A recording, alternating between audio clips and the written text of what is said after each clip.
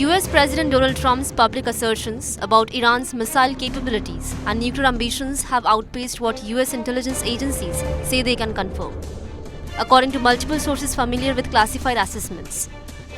During his State of the Union address earlier this week, Trump warned that Iran was working on missiles that will soon reach the United States, and argued that Tehran's nuclear program, long a point of contention between Washington and Tehran, posed an imminent threat.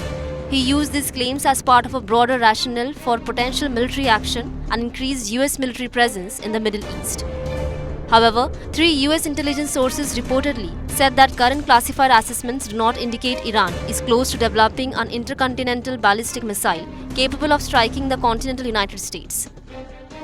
The 2025 Defense Intelligence Agency report, which remains the benchmark for missile threat assessments, suggests that Iran might not achieve such a capability until around 2035, if at all, and even that timeline assumes Tehran would choose to pursue such a path.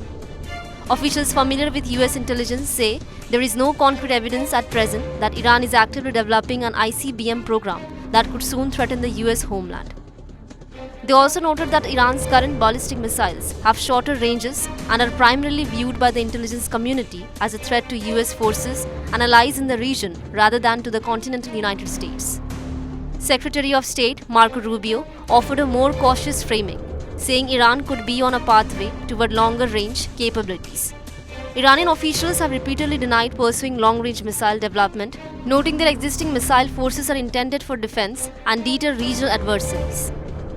On the nuclear front, US intelligence and the International Atomic Energy Agency maintain that Iran's previously shuttered nuclear weapons program has not been restarted.